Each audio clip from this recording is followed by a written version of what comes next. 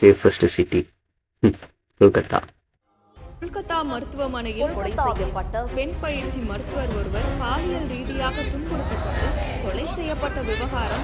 Doctor is equal to God. 2க்கும் மேற்பட்ட நபர்களால் பாலியல் பலாத்காரம் செய்யப்பட்டு கொடூரமான முறையில் கொல்லப்பட்ட சம்பவம். Is this a murder or a suicide? காயங்களுடன் அரை நிர்வாண கோலத்தில் சடலமாக கிடந்தார்.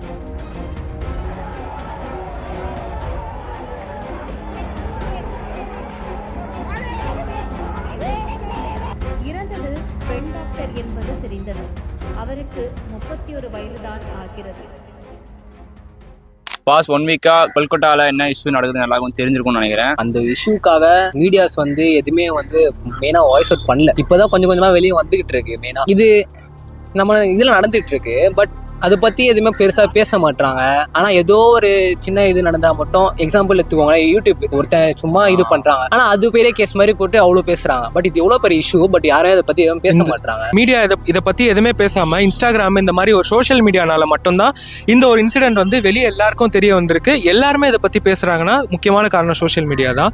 அதே மாதிரி யூஜியில் நீட் கிளியர் பண்ணுறது ரொம்ப கஷ்டம். யூஜி கிளியர் பண்ணிட்டு இப்போ திருப்பியும் பிஜியும் படிக்கிறாங்கன்னா அது ரொம்ப பெரிய விஷயம். அவங்க வீட்டில் எவ்வளோ ஒரு கனவு கண்டிருப்பாங்க, நம்ம பொண்ணு இப்படி டாக்டரா வரும், நம்ம பொண்ணு இப்படி வரோன்ற மாதிரி கனவு கண்டிருப்பாங்க. அதெல்லாம் இன்னைக்கு எதுவுமே இல்லாம ஒரு இதாயிருச்சு. ஸோ இப்போ உங்களுக்கு புரியும், ஒரு சின்ன இஷ்யூவை கூட நம்ம எவ்வளவு யூடியூப்ல பேசுறோம், எல்லாத்துலயும் பேசுறோம்னு. பட் ஒரு பெரிய இதுவை நம்ம மறந்துடும்ல. அவன் சொன்ன மாதிரி அவன் ஃபேமிலி ரொம்ப கனவோட இருப்பாங்க, நம்ம பொண்ணு இன்னும் கொஞ்ச நாள் டாக்டரா வந்துருவா.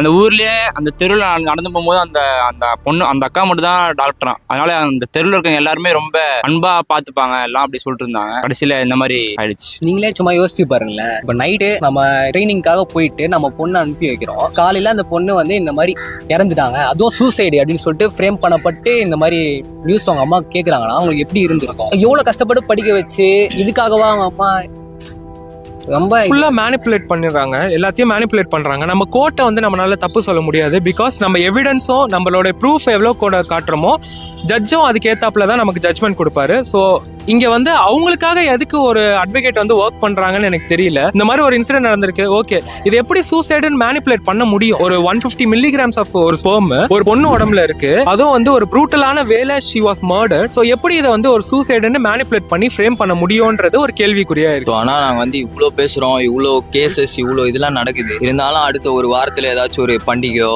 இல்லை ஏதாச்சும் ஒன்று வரும், அதை கேட்டு நம்மளாம் மறந்து போயிடுவோம். போன வருஷம் இண்டிபெண்டன்ஸ் டேக்கும் இதே மாதிரி ஒரு இது நடந்துச்சானா எங்களுக்கு சரியா ஞாபகம் இல்லை என்னட்டு. அந்த மாதிரி வருஷம் நடந்துட்டு தான் இருக்கு. எல்லாம் நியூ இயருக்கு, எல்லாம் இண்டிபெண்டன்ஸ் டேக்கு, எல்லாம் ரிபப்ளிக் டேக்கும் இந்த மாதிரி நடந்துட்டே இருந்தா அப்புறம் என்ன? ஈஸியா எல்லாத்தையும் கடந்து போயிடும். நாளைக்கு ஒரு ஆக்டரோட பர்த்டேனா நம்ம இதை கடந்து போயிடுவோம். இந்த மாதிரி ஒரு விஷயத்தையும் நம்ம ரொம்ப ஈஸியா கடந்து போய் ஒரு வருஷமும் பாஸ் ஆகிட்டே தான் இருக்கு. இந்த விஷயம் எல்லாம் வெளியே வந்திருக்கான்னு கூட தெரியல, சில பேர் தெரிய கூட இல்லை இந்த விஷயம் வந்திருக்கா வரலையா. அதே போல நம்ம ஸ்டோரி வைக்கிறோம், எல்லாமே வைக்கிறோம். பட் ஒரு இனிஷியேட்டிவ் நம்ம என்ன பண்றோம்?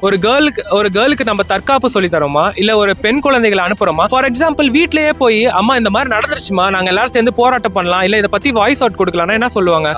உனக்கு எதுக்கு தேவையில்லாத வேலை அப்படின்னு எத்தனை நாள் முடங்கி கொண்டு நம்ம இருக்கிறது. நாளைக்கு அந்த அவங்களுக்கு நடந்த இது நம்ம வீட்டுல நடக்கும் போது நம்ம கஷ்டம் தெரியும். அப்ப யாருமே வரலன்னா கேள்விக்குறியா இருக்குல்ல, ரொம்ப கஷ்டமா இருக்குல்ல. சோ இதுதான் இங்க ஃபுல்லாவே இந்தியால ஃபுல்லா நடந்துட்டு இருக்கு. இது எத்தனை நாள் நடக்க போகுது? நம்மளும் எத்தனை நாளைக்கு இப்படியே பேசிட்டு இருப்போம், ஷேர் பண்ணுவோம், ஸ்டோரி போடுவோம், எல்லாம் பண்ணுவோம். அடுத்து நம்ம அதுக்கான இனிஷியேட்டிவ் எடுக்க போறது இல்ல, பாஸ் பண்ணிட்டே போயிட்டு இருப்போம். ஸோ இதுதான் இப்படிதான் கட்டமைப்பு இருக்கு. இதுலதான் நம்மளும் வாழ்ந்துட்டு இருக்கோம். ஸோ யோசிச்சு பாருங்க. அதே நம்ம வீட்டில் நடந்தாதான் அதோட வழி என்னன்னு நமக்கு புரியும். அதனால மற்றவங்க வயசுல நடக்க நம்மளும் கொஞ்சம் சப்போர்ட் பண்ணுவோம். அவங்க சொன்ன மாதிரி நம்ம வீட்டிலலாம் அந்த மாதிரி ஒரு சுச்சுவேஷன் ஏதாச்சும் ஒரு இஷ்யூ நடந்தாதான் அதோட வழி தெரியும். என்னன்னா இன்னைக்கு காலைல கூட என் நண்பன் ஒருத்தன் கால் பண்ணி வருஷம் இந்த மாதிரி ரேப் கேசஸ் இன்க்ரீஸ் ஆகிட்டே இருக்கு, நம்ம என்னடா இனிஷியேட்டிவ் எடுக்கிறது அப்படின்ற மாதிரி என்கிட்ட கேட்டான். ஸோ ஒன்றும் பண்ண முடியாதுல்ல, நம்ம வெளியே போய் போராடினா எவ்வளவு நேரத்துக்கு அவங்க விட்டு வச்சிருப்பாங்க. ஒன்ஸ் அது இதாயிருச்சுன்னு வச்சுக்கோங்களேன், நம்மள அரெஸ்ட் பண்ணுவாங்க, ஒரு பிரிவென்டிவ் டிடென்ஷன் மாதிரி போடுவாங்க. சோ எந்த அளவுக்கு நம்மளால வாய்ஸ் அவுட் கொடுக்க முடியும் எல்லாம் இந்த சோஷியல் மீடியா மூலமா எல்லாருக்கும் நான் தெரியப்படுத்தியிருக்கேன். ஆனா இதுக்கப்புறம் நம்ம என்ன பண்றோம்ன்றது எல்லாமே நம்ம கையில தான் இருக்கு, உங்க கையில இருக்கு, ஆடியன்ஸ் கையில. பட் இன்னமும் நம்ம நிறைய சொல்லிக் கொடுக்க வேண்டியது இருக்குல்ல, அதுக்கான ஒரு முயற்சி எடுப்போம் நம்ம எல்லாருமே சேர்ந்து. சோ வாய்ஸ் அவுட் அப்படின்ற ஒரு ஹேஷ்டாக போட்டு எல்லாருமே எல்லா இஷ்யூவையும் பேசுங்க. நாளைக்கு நம்ம வீட்டுக்கு வந்துடக்கூடாது. சோ அதனால எல்லா இஷ்யூவும் பேசுங்க, தைரியமா பேசுங்க, உங்களை யாரும் எதுவும் பண்ண மாட்டாங்க. தொடர்ந்து 36 hours ஒர்க் பண்ணிட்டு சரி ரொம்ப ஒர்க் பண்றவங்க ரெஸ்ட் எடுக்கலாம் அப்படின்ற அந்த ஒரு செமினார் ரூம் உள்ள போயிட்டு ரெஸ்ட் எடுக்கிறாங்க. எதுக்கு செமினார் ரூம் போனாங்க? ஏன்னா அவங்களுக்கு வந்து அந்த ஃபெசிலிட்டிஸ் கிடையாது. அவங்க ஸ்டே பண்ணதுக்கு அந்த ஹாஸ்பிட்டல் ஃபெசிலிட்டிஸே கிடையாது. அதனால அவங்க அந்த ரூம்ல போய் ஸ்டே பண்றாங்க. அப்போ வந்து ஏதோ ஒரு மதர் ஃபக்கர் வந்து அந்த ஹாஸ்பிட்டல்லே ட்ரிங்க்ஸ் பண்ணிட்டு அவன் வந்து அந்த அந்த ஃப்ளோர்ல வந்து அந்த மாதிரி ஒரு விஷயத்த பண்றான். அதுவும் ரொம்ப அடிச்சு துன்புறுத்தி இந்த மாதிரி நிறைய விஷயம்லாம் பண்றாங்க. இன்னும் நிறைய விஷயம்லாம் சொல்ல முடியாத அளவுக்கு இருக்கு. Doctor is equal to God அப்படின்னு நம்ம வச்சிருக்கோம். உங்களுக்கு 36 மணி நேரம் ஒரு உயிரை காப்பாற்றணும் ஒர்க் பண்றவங்களே நம்ம இந்த மாதிரி துன்புறுத்தி நம்ம இந்த மாதிரி செய்யறோம்னா, நாளைக்கு ஒரு பாமர மக்கள் போற ஒரு குழந்தைக்கு இந்த மாதிரி ஆச்சுன்னா யார் இதை இது பண்றது? புதுச்சேரியில நடந்துச்சு, 1 வீக் பேசணும். அதுக்கப்புறம் என்ன பேசணும்? நான் உங்களை மட்டும் தப்பு சொல்ல, ஈவன் என்னையும் தப்பு சொல்றேன், எங்களையும் தப்பு சொல்றேன். எல்லாமே பாஸ் ஆன் பண்ணிட்டு போயிட்டே தான் இருக்கும். எதுவுமே அதுக்காக இது பண்ணல.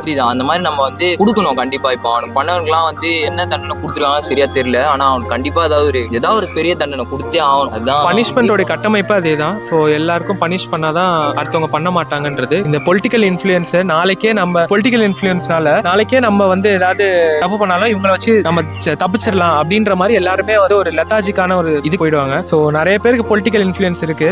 பொலிட்டிஷியன்ஸும் இன்ஃப்ளூயன்ஸ் அவங்க இருக்கிறனால நிறைய இடத்துல காப்பாத்தி விட்டுட்டு இருக்காங்க. எதனாலும் நம்ம பார்ப்போம். டெமோக்ரஸி கண்ட்ரி தான். ஆனா இதெல்லாம் வச்சு பார்த்தா எங்கடா போச்சு டெமோக்ரஸி அப்படின்னு தான் இருக்கு. ஒன்னும் சொல்ல முடியாதுங்க.